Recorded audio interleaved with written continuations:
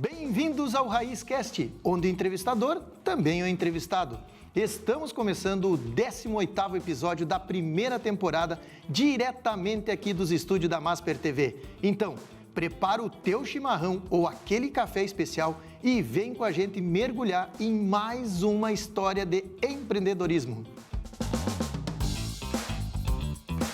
RaízCast, com Rodrigo Correia.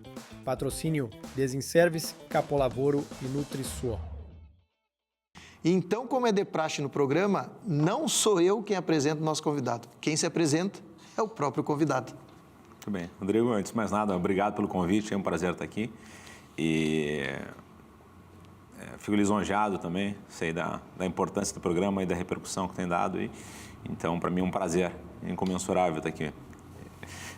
No que diz respeito à minha história, eu venho de uma família, estamos na 4ª geração já na área jurídica, meu bisavô era advogado, avô, meu pai, e hoje estou eu e minha irmã na frente de um escritório que basicamente se caracteriza aí pelo um atendimento full service, né? Então a gente tem trabalhado em diversas áreas do direito, hoje somos mais de 140 pessoas no escritório aqui em Porto Alegre, e eu tenho tido a grata satisfação de atender aí empreendedores e clientes ali, empresários não só do Rio Grande do Sul, mas como de fora também do estado e também alguns fora do Brasil.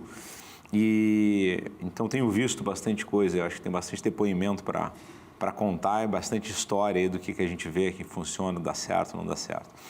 Uma das áreas de atuação nossa diz respeito justamente à área de fusões e aquisições, né? A área que a gente chama de M&A, que são Mergers and Acquisitions. Então, basicamente são transações entre empresas que dizem respeito não somente a compra e venda, mas também investimento, né? Aporte de capital, processo de joint venture, fusão propriamente dita, ou a gente fazer um split de uma companhia, né? Preparar ela para parte dela ser vendida, enfim. Então, desde o modelo mais tradicional, que eu acho que acaba interessando a todo empresário ali, né? Como é que ele pode crescer, e aí o crescimento se dá de forma orgânica ou inorgânica, né? Quando você, às vezes, chegou no patamar máximo ali, para crescer você tem que comprar outros players, né? E então isso acaba sendo super interessante, do ponto de vista estratégico é fundamental. E no outro aspecto também é a posição, né, de sell side, né? É o empresário querendo ser vendido, né? Querendo que alguém o compre. E aí tem várias modalidades que isso se dá também, né? Desde troca de ações até propriamente uma operação de cash out, onde eu recebo um capital, eu recebo um dinheiro e aí acabo entregando minha participação societária ou entregando a própria empresa. Então, no final do dia, assim, essa área específica, eu acho que ela adere muito a essa perspectiva, vamos dizer, de empreendedorismo, né? Porque o que a gente tem visto ao longo do tempo é que os empresários, eles têm, vamos dizer, inúmeras razões e propósitos pelos quais eles acabam fundando determinada companhia, determinada empresa, determinado negócio. Isso acaba evoluindo, né? Acaba crescendo e muitas vezes há necessidade ou para continuar no negócio, você acabar fazendo um processo de expansão, de compra, né? De outros players ou outros segmentos, até às vezes num setor mais horizontal, que você compra negócios que são adjacentes ou que têm sinergia. Em outras situações, a situação é inversa, né? Eu, por alguma razão, montei um negócio, esse negócio tem valor, é um negócio gerador de caixa, tem o que a gente denomina EBITDA, né?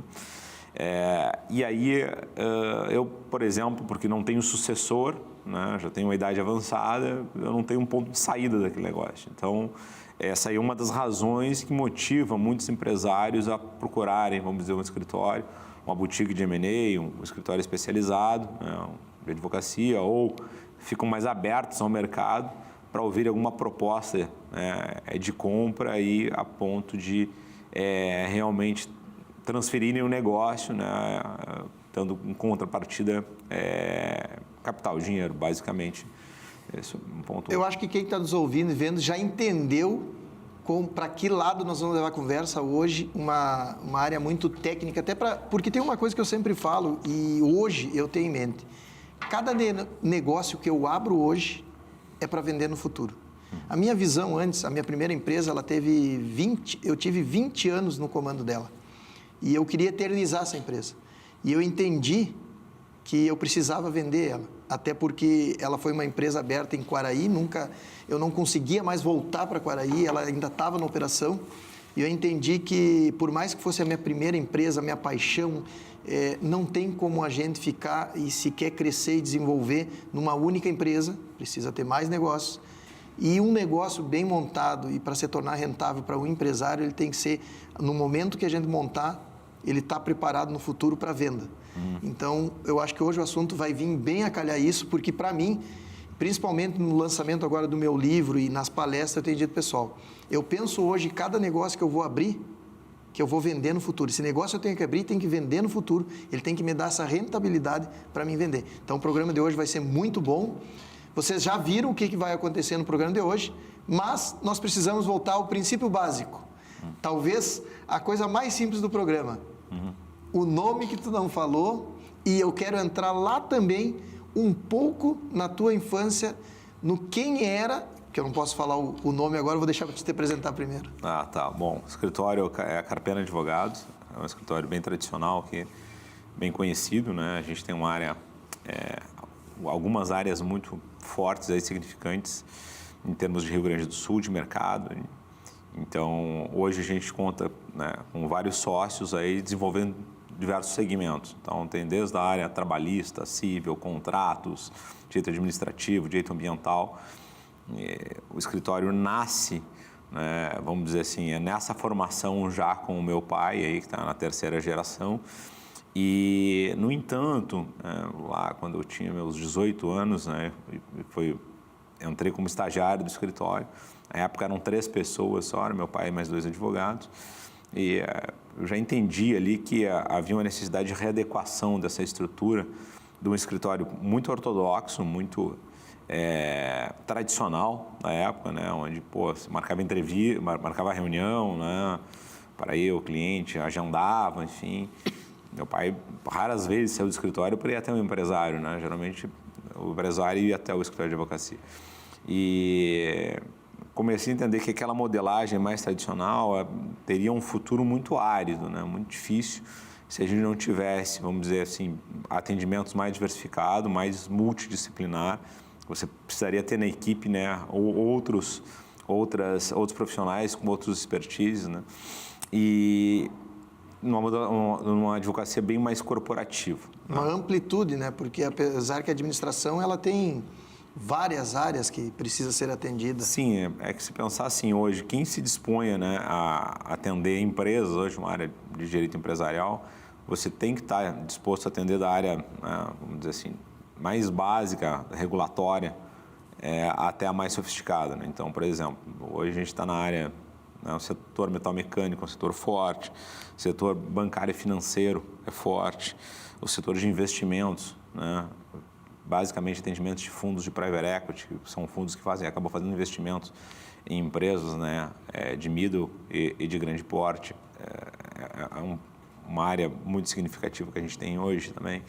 O contencioso em geral, que é onde vem essas origens, né? Tu perguntou da minha origem, né? Eu saio de estagiário, tenho a formação na PUC. Aproveitando a tua origem, um pouquinho mais em origem. Quem era o Márcio Carpena no colégio? Eu tenho uma pesquisa que todos os entrevistados chegam aqui. Na verdade, são 2 perguntas. A primeira, quem era o Márcio Carpena no colégio? Colégio, bom, eu estudei em colégio público até a 6ª série, colégio Rio Branco, onde a minha mãe lecionava. Saí dali, fui para o colégio Anchieta, onde eu formei amigos da vida, né?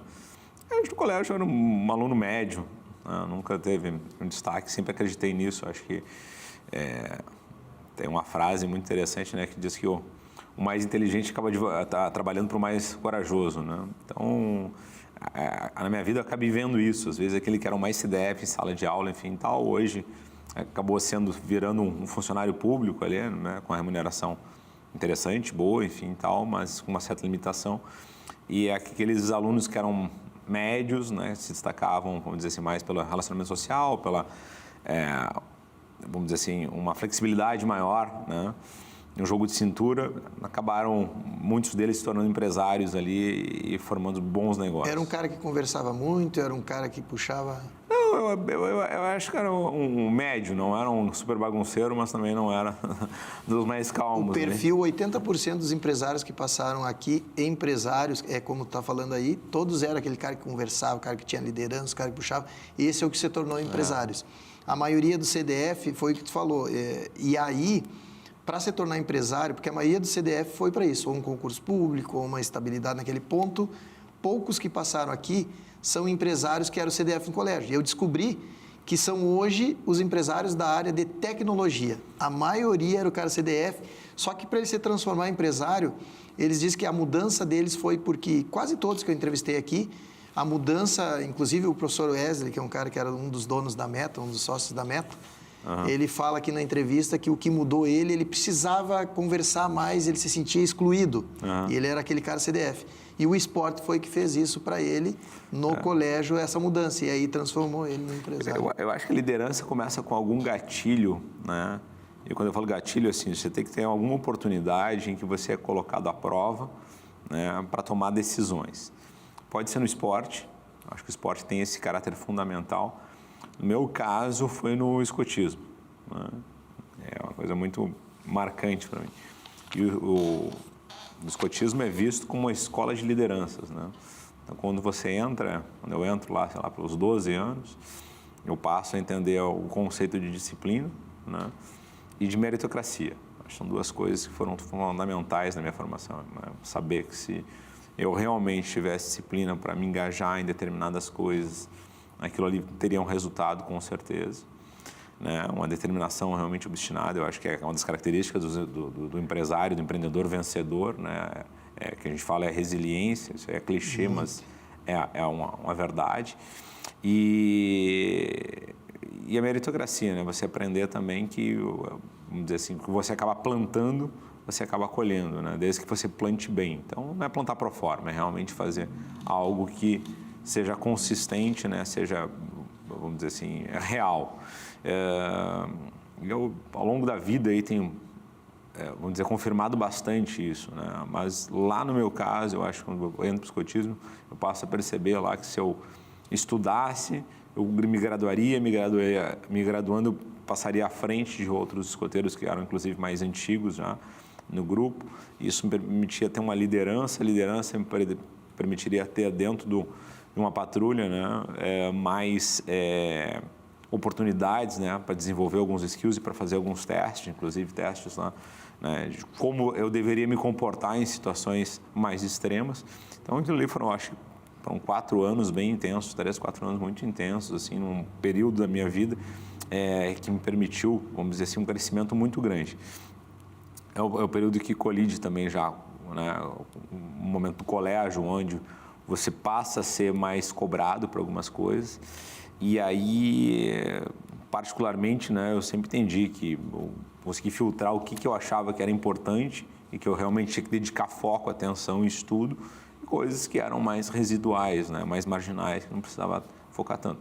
Essa perspectiva, ela se dá no colégio, depois vem na própria graduação também, onde eu foquei basicamente em processo civil, que é Antes de nós entrar na tua graduação, que eu vou fazer uma pergunta, tu é natural da onde? Sou natural de Porto Alegre. Porto Alegre. Então, é porto-alegrense mesmo.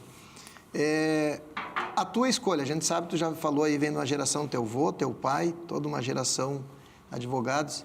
A escolha foi por uma livre opção, uma livre obrigação, uma livre pressão? Não, na verdade, eu acho que, sendo absolutamente sincero, aos 18 anos a gente tem pouco conhecimento do mundo, para não dizer nenhum, né? Eu acho que é uma aposta que você faz. Quando eu escolho fazer direito, eu saí do Anchieta e eu passei direto para a faculdade de Direito da PUC. Apliquei PUC-URGS, passei na PUC, aí acabei frequentando a PUC mesmo. E que é uma excelente universidade, assim, uma faculdade sensacional. Mas eu não tinha certeza absoluta, né? Eu tinha certeza de que teria que desenvolver algumas coisas, me engajar, me comprometer e ver se realmente aquele negócio era coisa que iria, vamos dizer assim, brilhar meu olho. E acabou acontecendo, né? Já nos primeiros semestres, comecei a trabalhar no escritório do meu pai, lá como estagiário, né? Era estagiário na época, era contínuo, né? Você entrava como... Né? Eu limpava chão, arrumava arquivo. Era diferente dos estagiários de hoje também, né? Hoje, não chega nem perto do piso. Hoje tá louco. Eu ia para banco, fazia fila, um office boy. Então, fiquei aí 2 anos aí realmente fazendo um trabalho mais pesado. Depois comecei na área de pesquisa do escritório. Isso foi a orientação do teu pai mesmo, ele dizendo, tu vai entrar, tu vai aprender aqui, ou foi uma coisa que partiu de ti? Não. Ou era dele mesmo? Muito dizia, dele. Tu vai iniciar lá de baixo para chegar aqui. Isso, vai iniciar de baixo, vai iniciar a primeira semana, isso aí, limpar banheiro, arruma arquivo, enfim, tal, vai a banco. Fiquei 2 anos nessa brincadeira, tinha uma remuneração básica de estagiário, uma bolsa. Para complementar essa bolsa, eu fazia pesquisa na PUC também. E aí ganhava uma bolsa de estudos da PUC, que era dinheiro, basicamente só comprava livro e focava no estudo de todas as áreas. Acabei escolhendo uma área específica para focar já na graduação, que era processo civil, que é o que eu mais estudava, né? E isso permitiu ter 2 pesquisas publicadas, alguns artigos aí.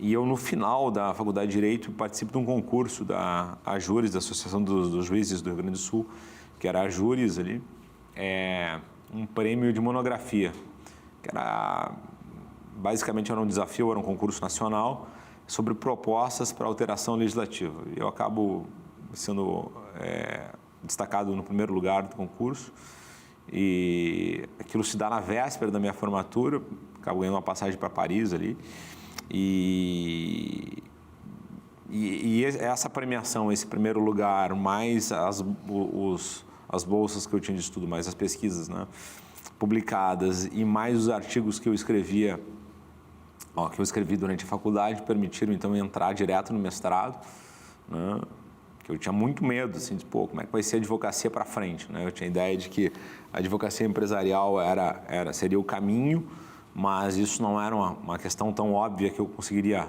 desenvolver um escritório full service com inúmeros advogados, né? Naquela época, sem recursos financeiros, sem nada.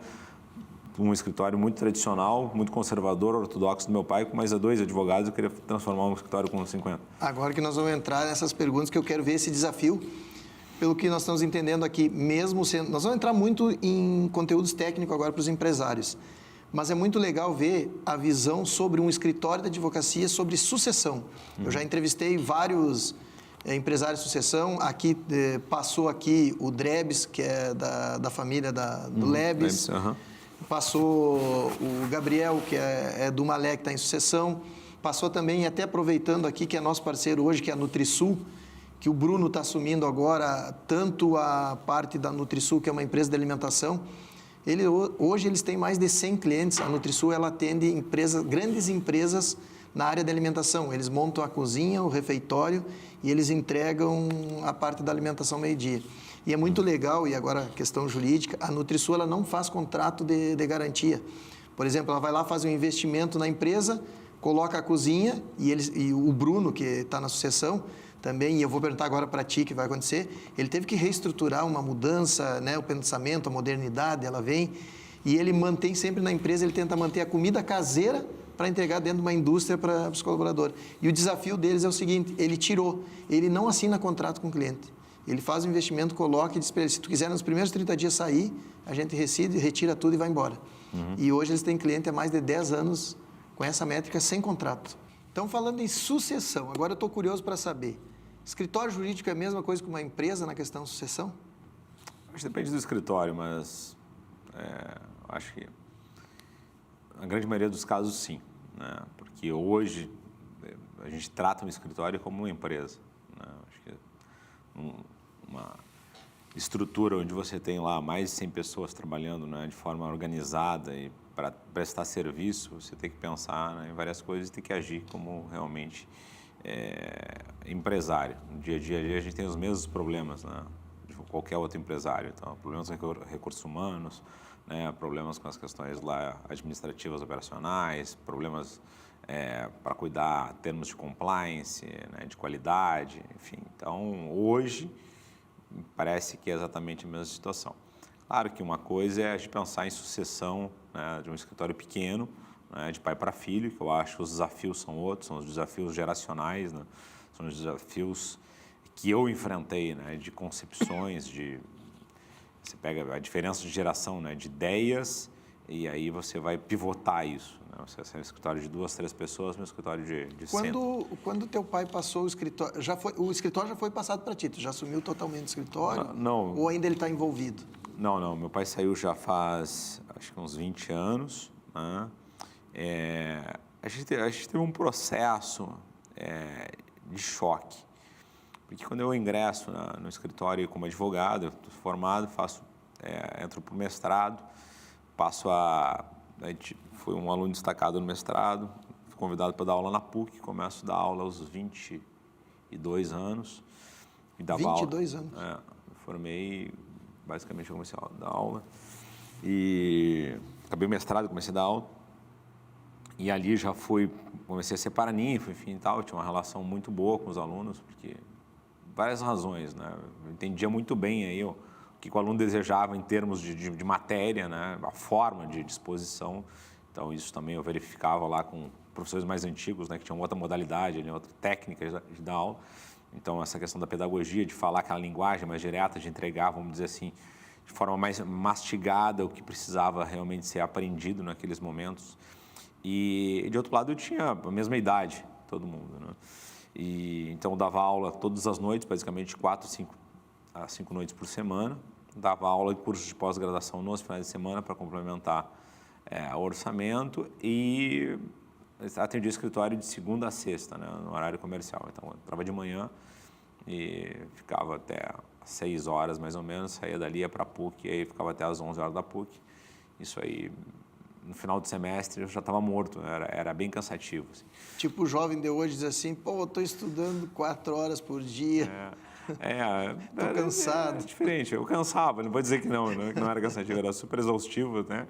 Mas era super recompensador também. Ali eu comecei a conhecer muita gente, boa parte dos meus sócios hoje vieram nessa ingresso da PUC, foram meus alunos em sala de aula, eu sempre tive um olho muito bom de procurar os alunos que se destacavam ali, ele convidava já para vir para o escritório como estagiário, depois efetivava, depois se tornavam... Essa fase tu já estava no comando assumindo o escritório ou ainda estava teu pai? Não, na verdade meu pai estava lá, quando a gente chegou com 35 pessoas, aí meu pai entrou em parafuso. Vou descansar, não é mais Não, é que aí começou assim, a correr um problema realmente de concepção, né? Ele já tinha muito tempo na advocacia, aquela advocacia tradicional, e ele, pelas tantas, se incomodava muito por não ter um controle absoluto do que todo mundo estava fazendo. Se torna, na verdade, sai um advogado e entra um empresário também, né? E gestão de pessoas hoje é o maior problema. Aí você entra né, basicamente como gestão de pessoas, com processos, né, com controles, enfim e tal. Talvez fugia da mão dele aqueles processos que ele tinha total dominância, ele nem estava sabendo o que acontecia. Ele queria ler tudo. E deixou louco daí. Exatamente, ficava louco. Ele queria ler tudo, enfim tal, humanamente impossível, né? Você tem 30 pessoas produzindo aí no final do dia ficava até meia-noite, né, analisando, enfim tal, corrigindo. E aí quando deu 35 pessoas, ele pediu para sair. Disse, não dá mais para mim, eu acho que daqui para diante eu vou travar teu crescimento, né? A gente já falava abertamente sobre o que eu acreditava, que era um escritório ainda que teria muito espaço para crescer. Eu tinha pretensão, inclusive, da gente sair do Rio Grande do Sul e ir para fora. Isso acabou acontecendo. A gente acabou indo para São Paulo, Rio de Janeiro. A sede era lá já no local? Aquela sede bonita lá, isso. Pé direito? Não era lá. Nós começamos de forma muito humilde no centro de Porto Alegre, na Galeria Malcom, num escritório lá com 80 metros quadrados. Aí foi lá que eu estagiei. Quando eu me formei, a gente comprou uma casa no Menino Deus ali, e aí fomos para lá, e aí a casa ficou pequena, a gente alugou mais vários conjuntos ali na volta, né? Então tinha a sede principal, né? E aí saía na quadra, na esquina, isso, outra, né? Tava espalhado pelo bairro, pelo Menino Deus, a coisa foi crescendo. Aí lá pelas tantas eu decidi, eu comprei aquele terreno e disse, vou montar um escritório aqui. Que lugar maravilhoso, né? Eu imagino que a tua sala deve ter um vidro focado para o Guaíba. Tem. A minha sala imagino. Uma posição bem legal ali. E aí aconteceu uma coisa curiosa, né, Rodrigo? Quando eu comprei ali, eu chamei os sócios, olha, apresentei o projeto, o pessoal disse, pô, mas cara, a gente vai sair do Menino Deus para ir para lá, depois do Beira-Rio, não tem restaurante, não tem nada. Eu digo, não, mas você vai crescer, cara, vai ter barra shopping, não tinha nada. E aí, basicamente... Hoje pega um dos lugares mais lindos de Porto Alegre. É super agradável ali, eu acho que eu tenho prazer, eu moro na Bela Vista aqui, mas me desloco levo 15 minutos, porque eu vou no contrafluxo, né, até ali, então é super bacana. Então, eu enfrentei esse choque geracional muito grande com meu pai. Eu acho que num escritório pequeno você tem isso, né? Dada até proximidade, né? Quando você está com 100 pessoas, dilui, né? Então, mas no início era muito concentrado. Então, ele acaba saindo. A associação que provavelmente eu eventualmente terei, se meus filhos um dia quiserem assumir ou seguirem, né? Vai Quantos ser bem filhos diferente. tem hoje? Tem 3 filhos, né? Falta bastante Todos tempo. homens? Não, tem um homem, um menino que é o Lucas, no meio, e 2 meninas. Ele é o do meio. Esse deve ter vida boa. Bom, se bem que eu tenho 4, né? São 3 gurias e o guri. Uhum. Agora o guri tá virado no... Tudo, é o rei na casa, né? Então, assim, eu não sei se um dia eles vão decidir, fica super... né, eu tenho toda a tranquilidade no que diz respeito a isso. Algum já está na idade Não, de faculdade? a mais velha, a Antônia, vai fazer 15 anos agora, e aí também não sabe, eu deixo super livre aí também. Sabe que eu vejo que eu acelerei demais. Todos os entrevistados que estão passando aqui, todos com filhos mais novos e todos quase da minha idade, sabe? Aí eu fico olhando, a minha filha mais velha agora está com 24 anos e se formou agora em Direito também. Acabou de se formar, passou no OB, tudo, fez lá. A outra está com 20, outra 16 e o guri que é o mais novo é 14. Aí eu fico todo mundo falando, não, meu filho ainda não foi para faculdade, meu filho assim, da minha idade, né? Eu digo, pô, eu acelerei. Acelerou, bem mais cedo. Não, mas é isso. Então, eu acho que agora, se quiserem, logicamente, vai ter uma questão empresarial. Eu também acho fundamental. A escola que eu tive, Rodrigo, que é uma escola muito dura, meu pai foi muito severo, né? E durante bastante tempo eu tive até dificuldade para entender, assim, essa forma, vamos dizer assim, um pouco mais agressiva, ríspida, né? Era basicamente um quartel. Mas acho que aquilo ali formou bastante, assim, meu caráter, enfim, e tal. Embora acho que em várias situações ter passado do ponto, né? Tinha algumas ordens, assim, que eram missões. Né? Tu acha que sente falta, e isso é da nossa geração, tu acha que tu sente falta um pouco daquele carinho, aquela coisa que deveria ser um pouquinho mais... Porque toda a nossa geração, nossos pais eram, a maioria, todo mundo passa aqui, ele diz que o pai era, né, bruto. Tu acha que os nossos pais eram uma geração muito... Foi demais, né? Demais abrupto. E hoje, os pais hoje estão cedendo demais, não está tendo um meio termo nessa história? Eu acho que sim, né? A gente é a geração que nunca teve o melhor bife, né? O melhor bife na casa era para o teu pai e hoje é para o teu filho, né? Controle remoto também, né? Porra. Então, era do teu pai. Na minha época nem tinha controle remoto, mas quando veio era do meu pai. Eu jamais mexeria. E hoje são das crianças. Então, a gente está numa geração, acho, que ficou no meio ali e acaba, vamos dizer, cedendo demais até por conta disso. Eu acho, sinceramente, que isso acaba sendo até lamentável. Eu acho que a gente está numa sociedade de muito mimimi, muito Nutella, né? Enfim, e eu me incluo nisso, né? Porque...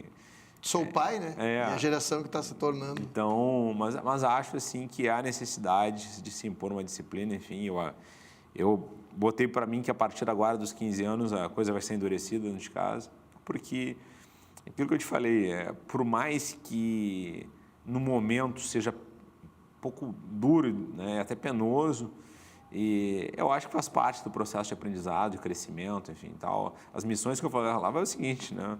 Eu chegava no escritório na época, e aí meu pai dizia o seguinte, olha, a gente tem determinado problema jurídico, esse aqui, você vai para o tribunal, vai pesquisar a jurisprudência, em caderno de jurisprudência, que era no livro, né?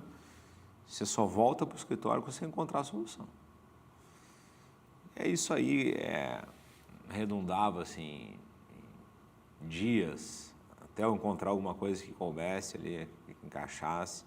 Você ficava lá uma semana, né, todos os dias indo para o tribunal, baixando jurisprudência, pedindo... Na época você pedia, você pegava a ementa, né, do que seria o julgamento e pedia para ver o acórdão inteiro, para ver a decisão toda, para ver se encaixava ou não.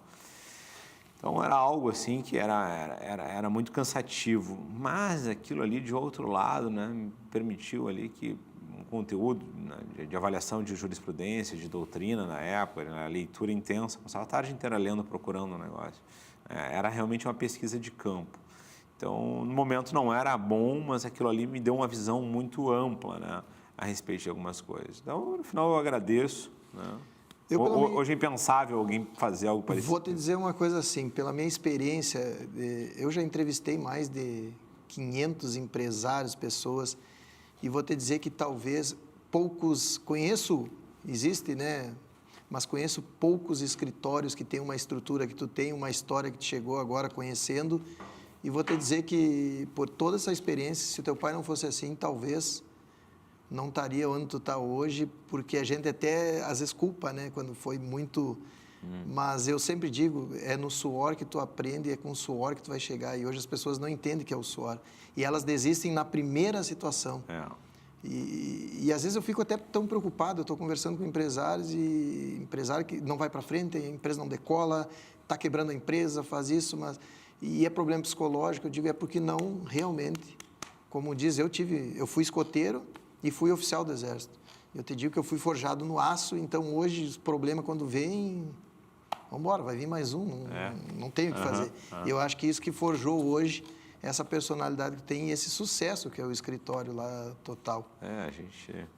Eu acho que a gente tem aí se destacado em vários segmentos aí, mas aí, Rodrigo, nada de graça, né? Acho que tem muita transpiração por trás disso. A gente tem uma dedicação muito grande com os clientes, comprometido com os projetos, né? Então, hoje, o pessoal diz assim, tá, mas tu ainda advoga, tu faz os casos maiores, assim, hoje eu faço a sustentação oral, eu acabo ainda me envolvendo, acabo, né, acompanhando, peticionando, enfim, os casos, esses que eu estava colocando lá de fusões e aquisições, né, hoje a gente está uma área superestruturada de direito societário, acaba tocando isso, mas eu sou o head da área, então tudo passa por mim, sou eu que sento com o cliente, que a gente monta as operações, estratégia, como é que vamos fazer, como é que vai ser a abordagem, eu de compra, eu de venda, né, modelos de negociação, qual é a nossa experiência, o que funciona, o que não funciona, né, como é que a gente... Eu não costumo tomar decisão pelo cliente, mas pelo menos trazer um pouco dessa experiência, que é bem positiva, assim, eu acho que dá um bom conforto, né, porque o empresário geralmente também é um empreendedor solitário, né? A vida do empreendedor ela não é fácil, assim, às vezes eu vejo, assim, alguns clientes, assim, que dividem dentro de casa, com a esposa, enfim, tal. Às vezes é mais como ouvinte, né? Eu tenho dois grandes exemplos, assim, muito interessantes, assim, que as mulheres são grandes companheiras, mas não na tomada de decisão, é do apoio àquilo que ele julga, e às vezes falta um pouco de juízo crítico. Mas eu te falo, eu empreendo, eu e Dona Jaque, hoje as empresas, a nossa holding familiar, ela que está comandando, a executiva, hoje está sendo ela. Eu estou saindo, inclusive, foi uma decisão muito difícil na minha vida de tomar, que é de sair do comando das empresas e focar no meu mundo virtual que eu estou hoje, meus alunos, as mentorias, as consultorias.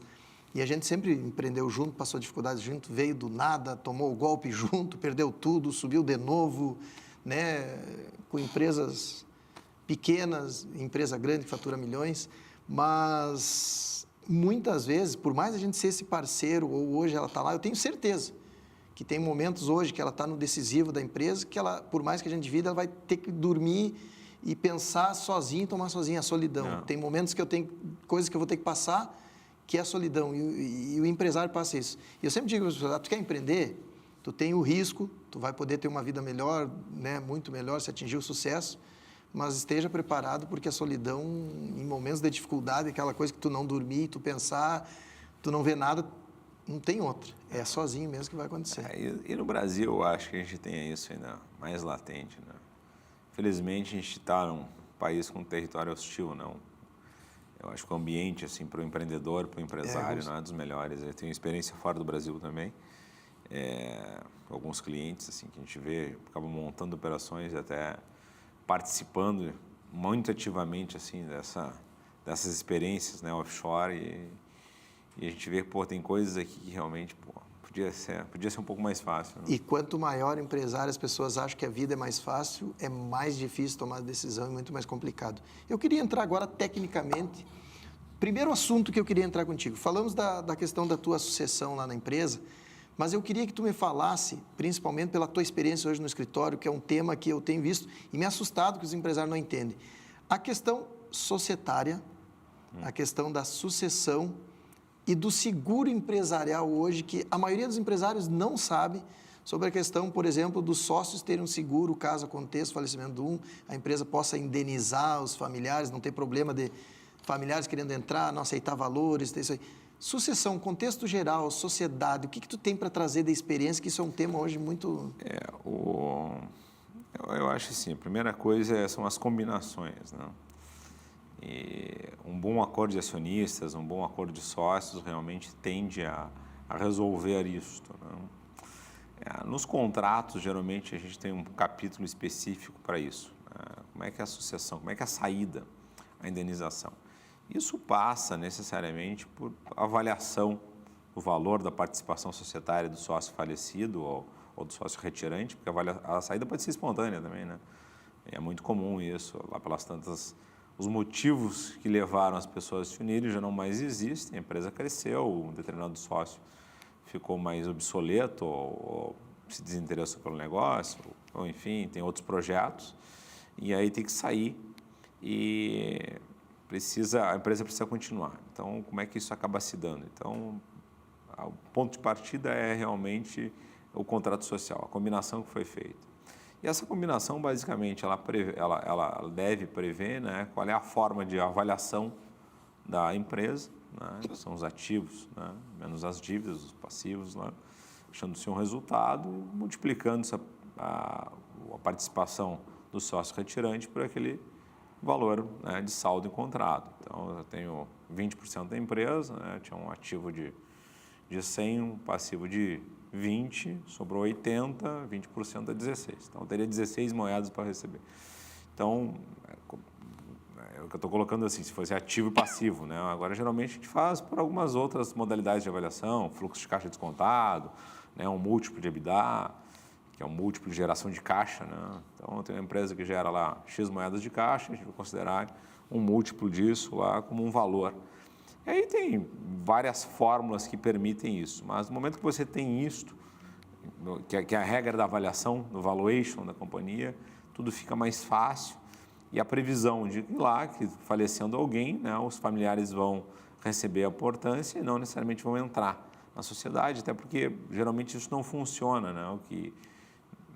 Tem dois tipos de sociedade, né? A sociedade de pessoas e de capital, né? A sociedade de pessoas é aquelas que a sociedade ela é formada pela característica, né? Pelas qualidades das pessoas que estão ali. São as pessoas que têm sinergia, se encontram de, vamos fazer uma empresa aqui de tal coisa.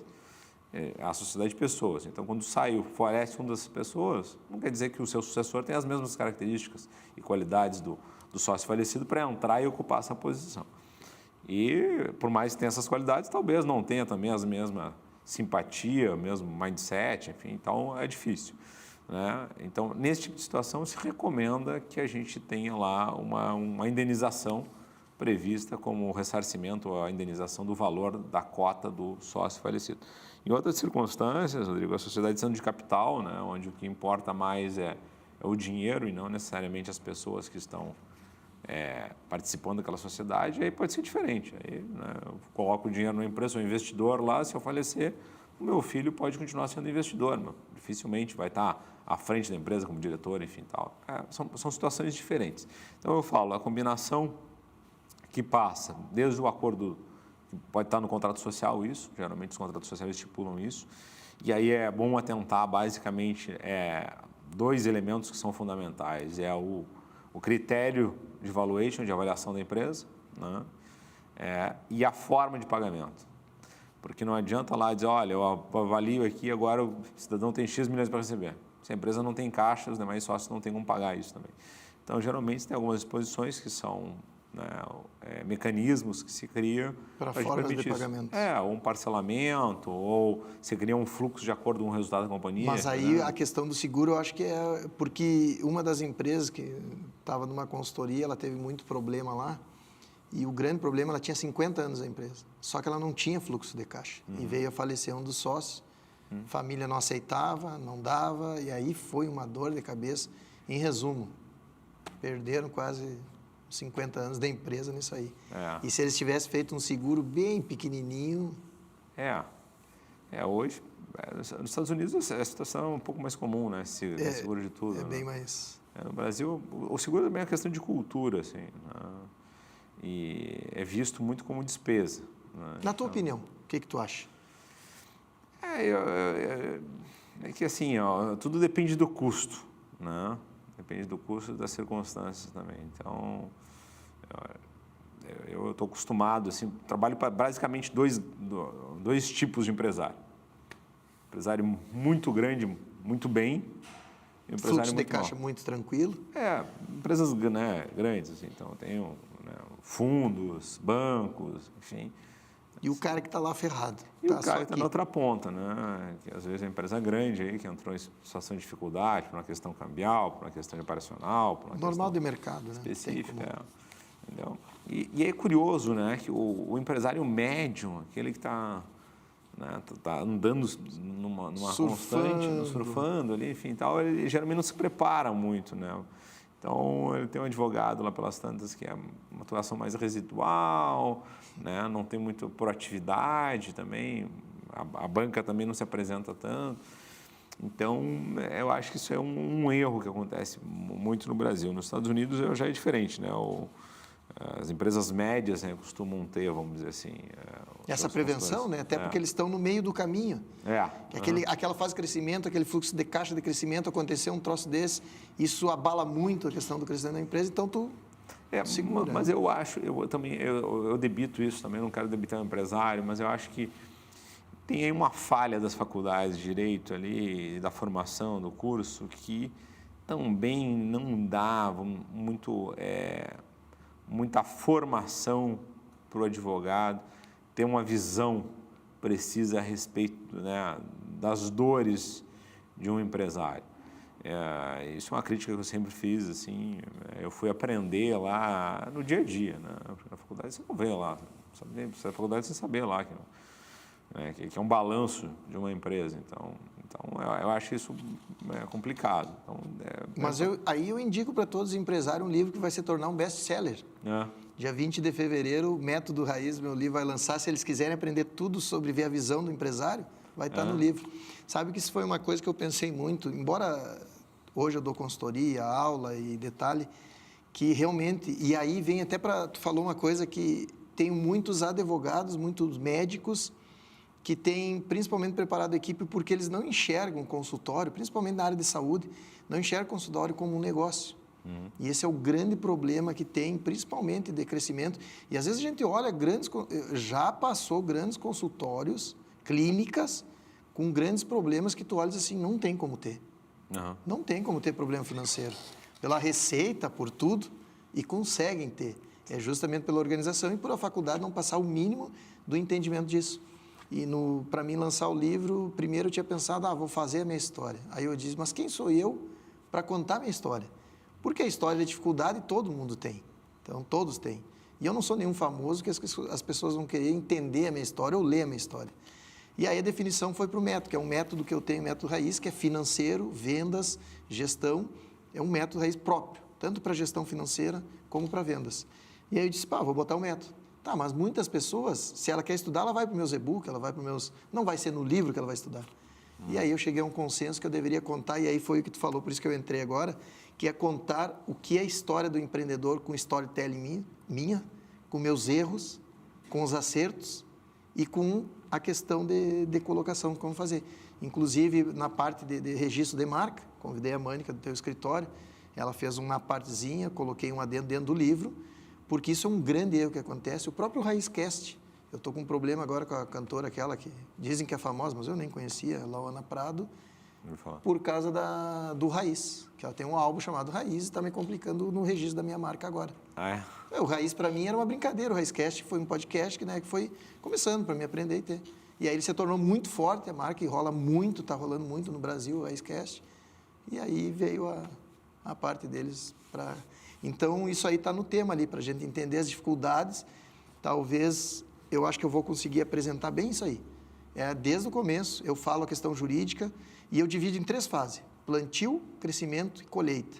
O plantio é a fase de vocês, é o jurídico, é a contabilidade, que o empresário leva da brincadeira, que ele acha que o advogado só quando dá problema que ele vai buscar. E não é só empresas pequenas, são empresas que já cresceram e ainda tem essa... Não preciso, só na hora, né? Então, eu digo, o plantio vem nessa base. É muito importante um jurídico para uma empresa, é muito importante uma contabilidade e tu ter base, né? Tu plantar.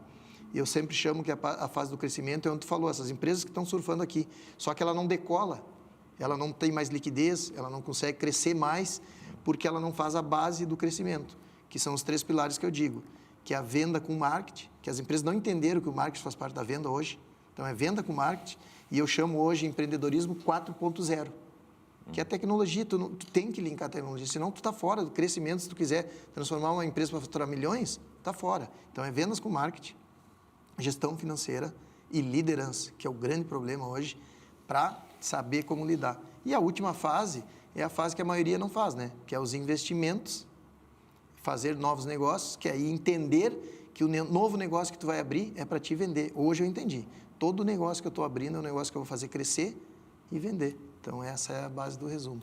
Agora, eu queria fazer uma pergunta para ti. Antes disso, toma um bom vinho? Gosta de um vinho ou não? Não bebo. Não bebe? Não bebe?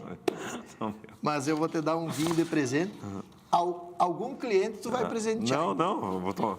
Eu tomo socialmente, assim, né? Ah, não. Mas eu também. Um vinho, eu gosto, né? Só aquela hora, aquele momento. Vinícola Domus Meia, que é nosso parceiro. Muito obrigado. Professor Wesley aí. Ele está hoje... Muito puxando. É uma uva especialmente italiana. São poucos vinhedos no Brasil que tem essa uva italiana. Então, e ontem no jantar nós tivemos, inclusive teve o pessoal de Bento Gonçalves, que estava junto, que tem vinícola também lá, e o pessoal, o Cainelli, da vinícola Cainelli, eles disseram que essa vinícola, a Domus Meia, ela é lá do Recanto Mestre. E lá a terra foi preparada para ser transformada numa vinícola.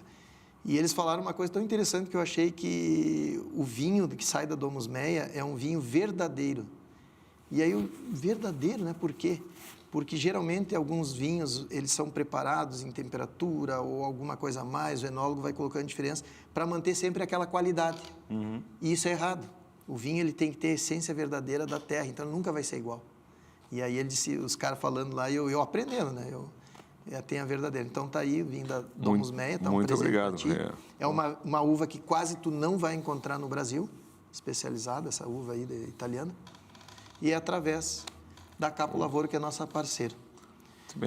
E até te indico, quando o nível de empresários, a própria Capo Lavoro hoje, e depois até dá uma olhadinha para te ver, foi através da Capo Lavoro, que é a escola de treinamento do professor Wesley, hoje é um empresário muito renomado, e uma das empresas dele era a Meta, né? Ele era um dos sócios da Meta, e ele trouxe para mim o que é core business. Então, se tu tiver hoje um cliente teu, está com dúvida do core business, negócio dele de alto nível, a solução é aí. Até sugiro dar uma olhadinha ali. Bom. É alto nível mesmo. Foi que me transformou essa dificuldade de largar as empresas e assumir o digital, né? Porque tu tem coragem de... Sim, tem que ser foco, né? Tem foco. E tu ficar naquilo ali. Mas vamos lá, eu queria fazer para ti hoje, qual a maior dificuldade que tu vê nas empresas, nos empresários hoje, que vocês são essencial? Escutar a advocacia hoje. Eu acho assim, Rodrigo, eu acho que os empresários, em geral, devem, vamos dizer, se aconselhar bastante no dia a dia, né, com os advogados e fazer as avaliações de risco e de oportunidades. Eu compreendo que isso não seja uma cultura enraizada aqui, principalmente também porque boa parte dos advogados que eu conheço não são advogados preparados, né, para ajudar, para construir negócios, enfim. O cara é chamado, o que tu acha aqui? O cara vai lá e avalia todos os riscos, as ameaças, né, os problemas, os liabilities, os passivos, tudo que pode dar errado é presidente empresário. Se o cara não é muito empreendedor, ali já é um bom estímulo para não fazer nada, entendeu? Então, e a gente vê isso no dia a dia, né? Operações, por exemplo, lá de compra e venda de empresas, né? Às vezes entra alguns escritórios menos afetos à área, e então o cara fica todo o tempo, né, estimulando a coisa.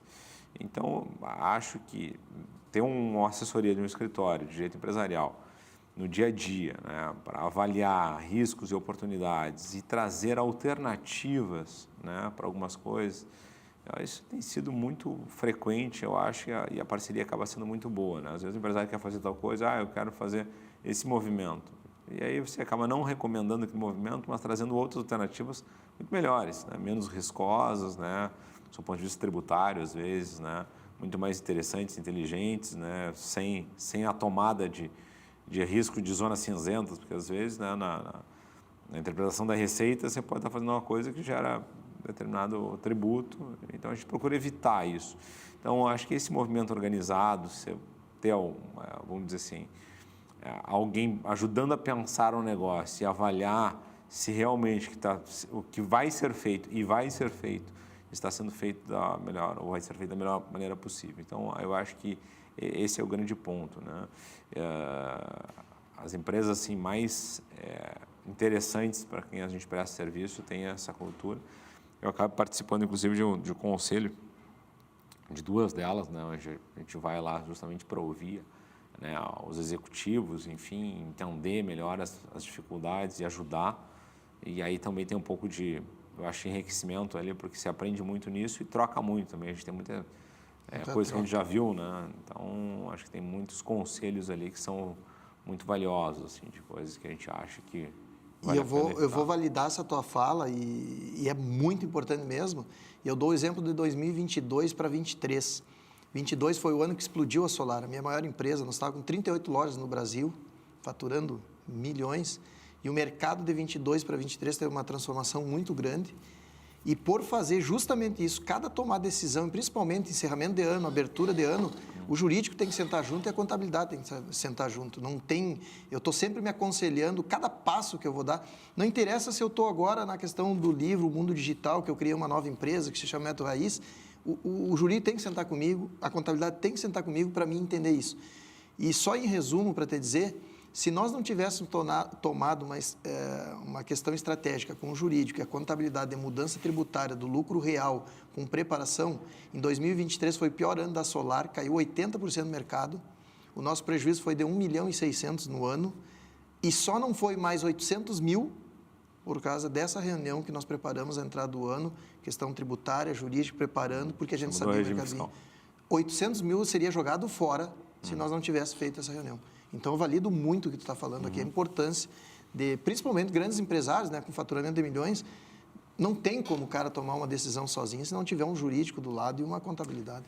Eu acho que você falou no início lá que um determinado empresário aqui das cozinhas, né, a NutriSul, a NutriSul. Você entra aqui, põe a cozinha, se não gostar, eu estou indo embora, enfim, tal, sem contrato. Isso a gente costuma fazer também, eu acho que é uma boa amostra grátis, né, do empresário. Experimenta, né, vamos participar aí de alguns projetos, vamos ver, enfim, tal. A gente tem um turnover muito baixo, dificilmente no cliente que a gente entra, a gente acaba saindo, né, os relacionamentos são de anos, eu sou advogado, por exemplo, da Confiança, né? Da CPFL, né, que é RGE aqui no Rio Grande do Sul, há 20 e poucos anos. Vocês atendem a RGE? Sim, a gente é um dos maiores prestadores de serviços do setor de energia aí, hoje na área jurídica, né? Inimigo número 1 meu, então, da Solar hoje. Que tá a RGE atrapalhando a Solar, não vou te dizer. Tá para ligar? Não, a energia solar? Não, eu sei, mas tu está fazendo microgeração? Sim. Geração As distribuída? grandes e microgeração, principalmente microgeração. O mercado da GD complicou com essa nova regra aí, 7,5.